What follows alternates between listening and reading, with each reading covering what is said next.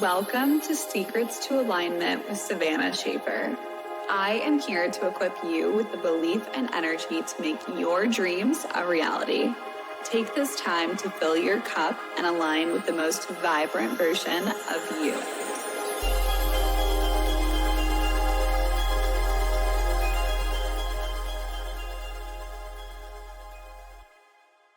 Welcome back to the Secrets to Alignment podcast with your host, Savannah Schaefer. I am so grateful to be here actually sitting in front of my camera. I feel like I haven't actually sat like face to face with you guys in a minute, so I'm very excited to just be here and to pour into all of you. Thank you guys so much for all of the feedback that I've been getting on the last couple podcast episodes that I have shared. I shared a really touching, vulnerable story in the patience and perseverance episode that I shared just last week. And the feedback that I've got from you guys has been so touching. I'm so grateful that I've created this space and I've been able to just kind of open up and be very vulnerable with you guys.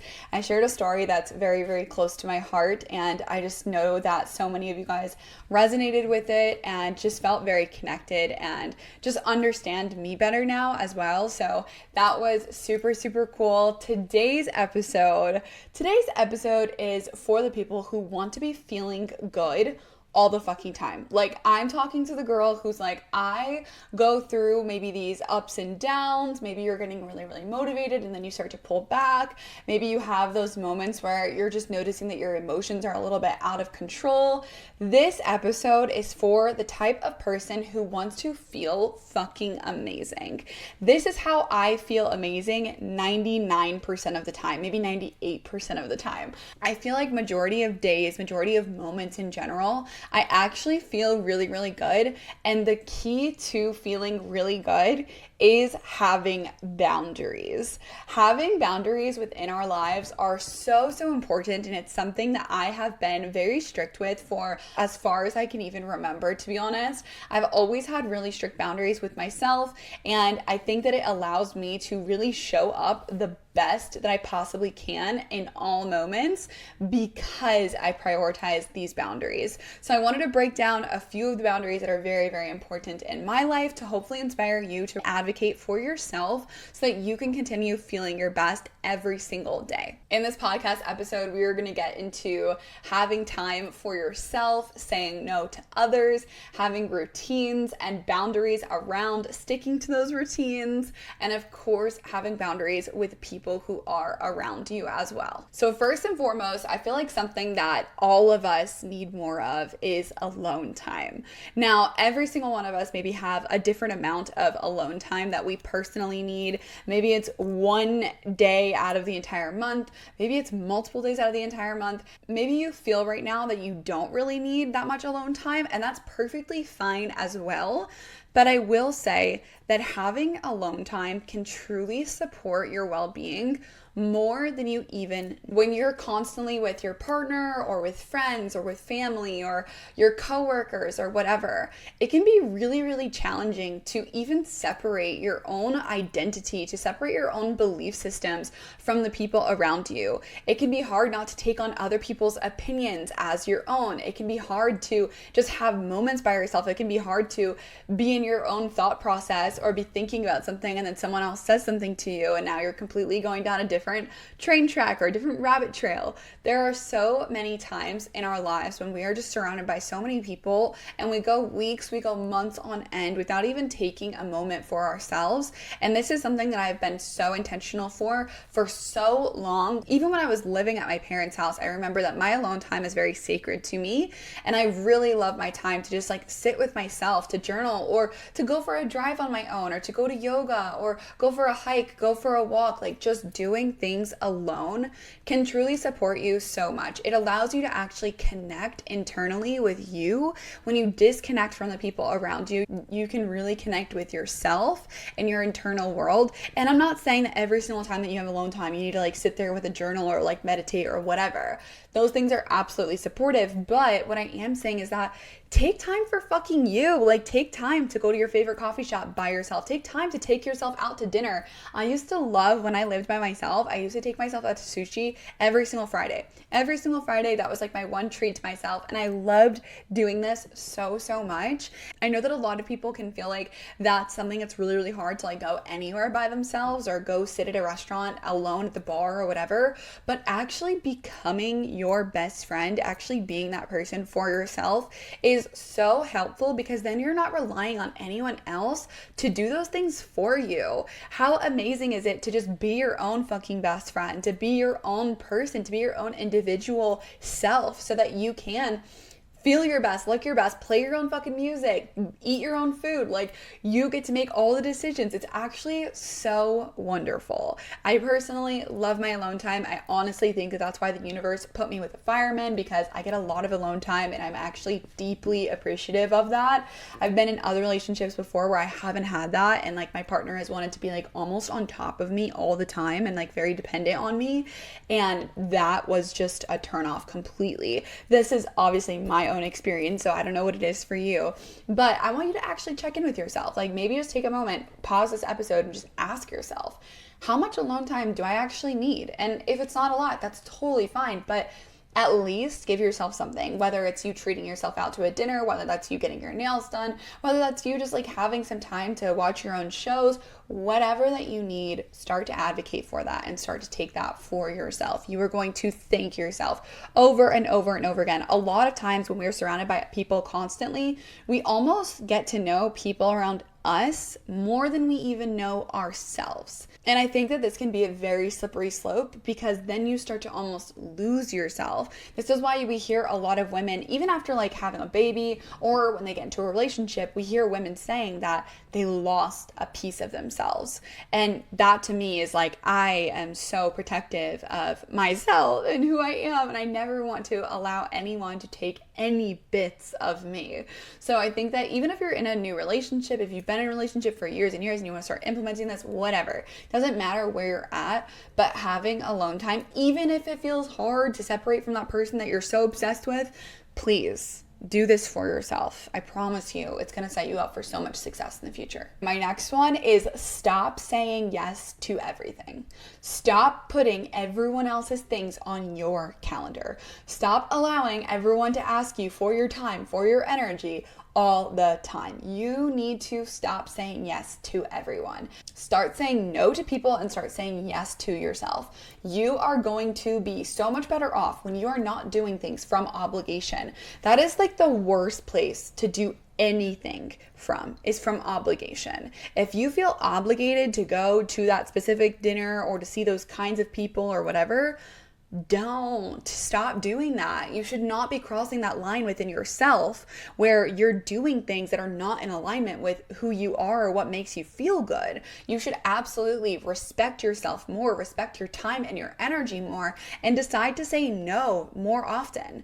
This is going to allow you to be so much happier, and also it's going to support everyone else around you as well, because they're not going to be getting the leftovers of you. They're actually going to be getting the best version of you the next time that they see you, because your cup is actually filled and it's not running on empty, and then you're going off to like go hang out with them. This has been such a big game changer for myself. I've had boundaries around my family time, around my friend time, around even time with Ty, because I want to make sure that I am showing up my absolute best. And if for one night, instead of watching TV, I'd rather go like read or journal or do something for myself, because that's what's going to make me feel good, I have to prioritize that. And what's cool is that the more that you choose yourself, the more that people actually understand and respect why you're doing it. And if they don't, a lot of times they don't understand it at first. That's the challenge here, is that a lot of times people are going to push back a little bit. They're not going to understand why you need your alone time. They're not going to get it. And that's perfectly fine. Eventually, one day in their life, they are going to understand it. And if they don't, that's perfectly fine too. But typically, you do eventually understand that your alone time is very, very valuable. I'm telling you this right now. So just know that if you need to say no to more people, be okay with that and know that you're saying yes to yourself. And at the end of the day, that is what's most important, is the way that you are showing up for you, because then you get to pour into everyone else around you with ease, with so much more energy, with so much more positivity, and just your cup overflowing, that you're able to just give it away so nicely to everybody. But if you're continuously giving this like watered down, if you're continuously giving this version of you that's just a fraction of who you are, they're never going to get the best of you. And that's not cool for anybody in this equation. A perfect example of this is once I moved out of my parents' house, I actually set boundaries with them of only seeing them one time a week, when before I was seeing them 7 days a week because I was living with them, obviously. But once I moved out, I set this boundary with them and I said, I am so excited to see you guys. I cannot wait to see you all, but I'm gonna see you guys on Friday or Saturday nights. And that was my time that I always dedicated to them. It was always one of my weekend days I would dedicate to my family.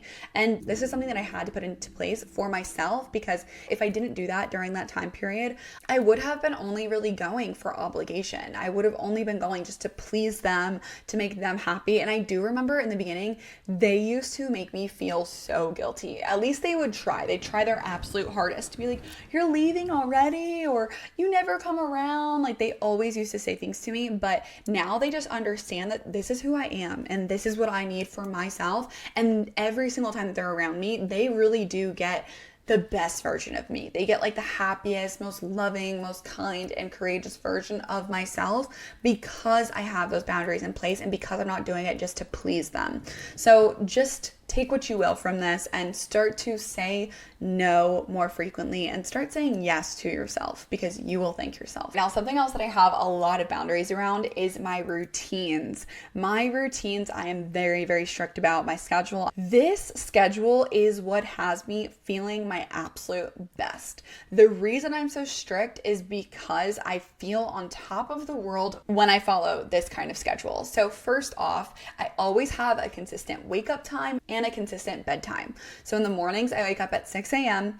and at night, I always go to sleep by 9 o'clock. This makes me feel my best. It makes me feel well rested. If I have an extra hour to sleep in on the weekends, awesome. But I'm typically not even craving that because I've been so consistent with the schedule. And I know that a lot of people will be like, yeah, that's because you have a baby and whatever.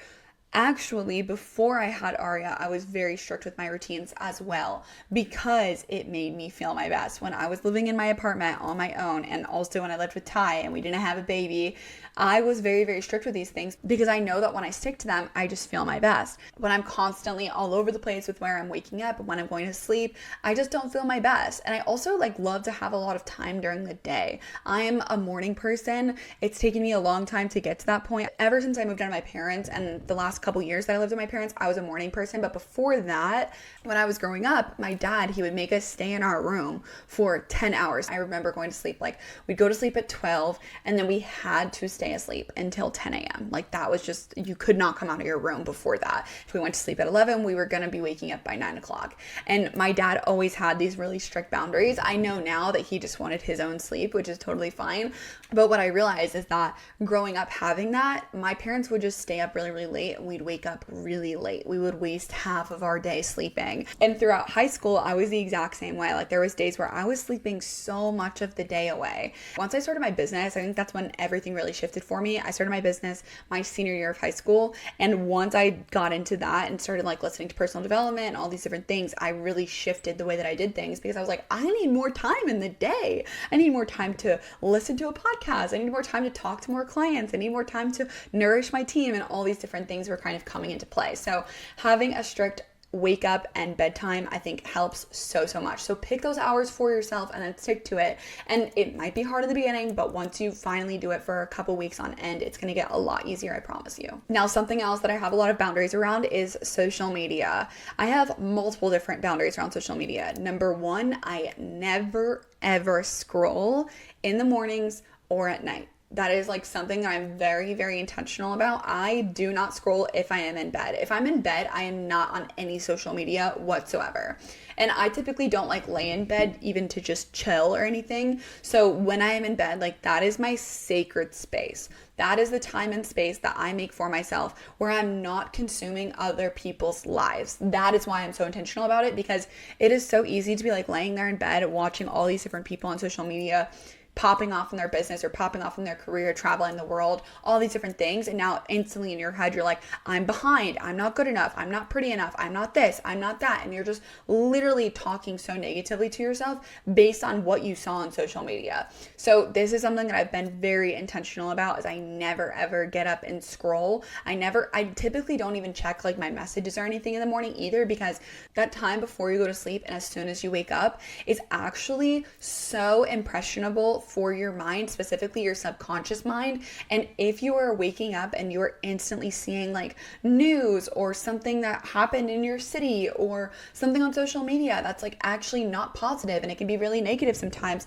that can affect you so much more than you even think. Not even just in that moment, but then it carries on throughout the day, throughout random times, and it actually leaves impressions on your mind. So be very, very intentional about what you're consuming before you go to sleep and when you wake up in the morning. That's helped me so, so much. I also have timers on every single one of my social media apps. So I'm not somebody who typically scrolls too much, but in the past I absolutely have been. And since I work from social media, that's super easy for me to get into that habit of just like literally sitting there consuming everyone else's lives. It's so easy for me. But this is something that I've had to put a lot of boundaries around, because I don't want to waste my time like literally just scrolling on my phone. Like I think that having Aria really showed me how much I was doing it, and I really wanted to be so much more intentional about it. Also just being in a relationship with Ty too, because he has no social media, which is such a blessing because he's never on it or anything. So if I were you, I'd really start to either put some timers on social media. I have like 15 minutes on TikTok a day, and then I have 2 hours on Instagram, because obviously I work from Instagram. But if I didn't work from Instagram, I would make like 30 minutes a day, maybe. Oh gosh, what a dream it would be to like not have to do that. It would be honestly a dream to just be off social media completely, but this is how I run my business and my income and all the things, which I really do enjoy, so it's fine. But I definitely would, like, honestly, if I wasn't in this whole like world of building a business through social media, I probably would not be nearly as active on it whatsoever. And I just want to encourage that within you, of like, have boundaries around these things. Like, please do not allow your social media, your phone in general, to run your fucking life. Like, I notice even for myself, there's times where I literally am just picking up my phone just to pick up my phone, like for no intentional reason. Or I'm driving in the car and I'm like flipping through stories and I'm like, Savannah, what are you doing right now? Like, that is not a healthy relationship. I also even notice if I have moments where I'm not feeling like myself and then I go on social media just to distract myself, like, that is not a good relationship with these phones that we have. So just check in with yourself a little bit here and just see, is there any places that you need to have more boundaries around social media? Because I have a lot now, and I am literally the best version of myself because of that. I also do not go on social media at all on the weekend. That has been such a game changer for me. Truly, this has helped me so much. I also turned off my notifications on Instagram as well. There was a weekend where I had done it, like on the weekend, I had like completely logged off social media, and then I decided just to keep it that way forever. And that has been amazing for me too. I'm not just getting these messages or notifications constantly that makes me want to check it. Since they're turned off, I just only check it when I want to, when I'm doing it consciously. But obviously, like I said, I sometimes just want to distract myself, and I've absolutely been guilty of that. But that's something that I'm being very, very, very intentional about right now in this moment. But when I started taking the weekends off of social media, oh my gosh, what a big difference this made for me, especially as a business owner and somebody who runs their lives through social media, runs my business through social media. Having boundaries of work and life was so fucking needed for me, because I was just taking my work into every single day, every single hour with me, and it was becoming like all of me. It was taking over. It was encompassing every aspect of my life.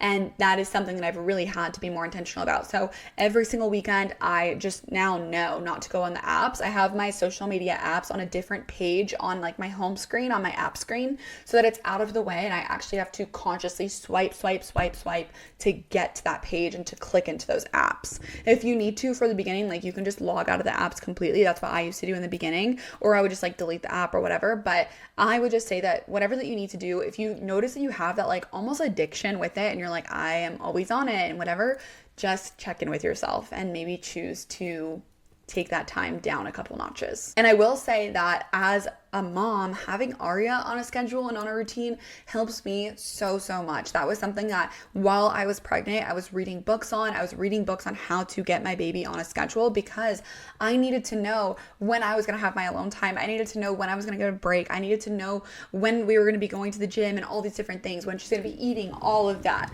That was something that really supported me throughout the newborn stage, toddler stage, every single stage that she's been here. It's been very supportive keeping her on a schedule. And it's really cool because now she's on my schedule now. Like we go to the gym together. She goes to the grocery store with me. Like she does everything with me. And it's actually so nice for us to just be in a flow together rather than me almost not being able to do anything in my life because her schedule runs the show. Like that's exactly why I did this, because I didn't want her life to be running mine. I'm running our lives and we get to have a great life because of that, because I'm organized and because I'm set up for success. We're also very consistent when it comes to the gym. So I go to the gym every single week, the same days every single week. I take my rest days on Thursday and Sunday, and I know the rest of the 5 days I'm always going to be at the gym, and it's always at the exact same time. It's at 8 a.m. every single week. And this makes me feel so good. That consistency just makes me feel so good. It obviously makes me look really good because I'm staying in the gym. It just keeps me on track and keeps me feeling my absolute best. Honestly, the biggest thing that you should take from this is just start prioritizing feeling good. When you start prioritizing feeling good, you're going to start to prioritize your life in a totally different way. And I hope that this inspires you to do so. If there's anything that I said in this that you're like, oh my gosh, I need to implement this and that, anything, please share it with me. I love hearing what you guys actually take from these episodes. It makes me so excited just to have like conversations with you guys about what you're learning and growing and going throughout my podcast episodes. So thank you so much for being here. I hope that this was extremely helpful, and I cannot wait to see you as the best version of yourself.